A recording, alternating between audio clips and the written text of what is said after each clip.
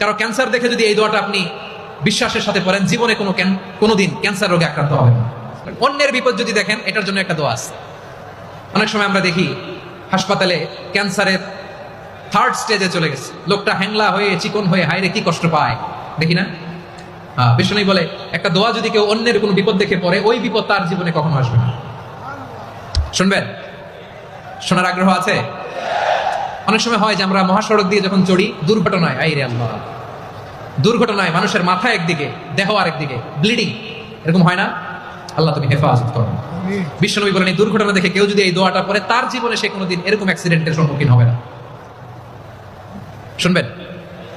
বিশ্বনবী বলেন অন্যের বিপদ দেখে কেউ যদি পড়ে, আলহামদুলিল্লাহিল্লাযী আফানি মিম্মা বাতালাকা বিহি ওয়া ফাদ্দালানি আলা কাসীরিম মিম্মান খালাকা তাফদীলা, মানে প্রশংসা সেই আল্লাহর, যে আল্লাহ তাআলা তোমাকে যেই জিনিস দিয়ে পরীক্ষা করেছে, আমাকে ওইটা থেকে বাঁচিয়ে দিয়েছে। তোমাকে আল্লাহ যেই বিপদে ফেলেছে, আমাকে ওই বিপদ থেকে তিনি মুক্ত রেখেছে, আর তার অনেক সৃষ্টির উপর আমাকে তিনি প্রাধান্য দিয়েছে। সুবহানাল্লাহ পড়েন।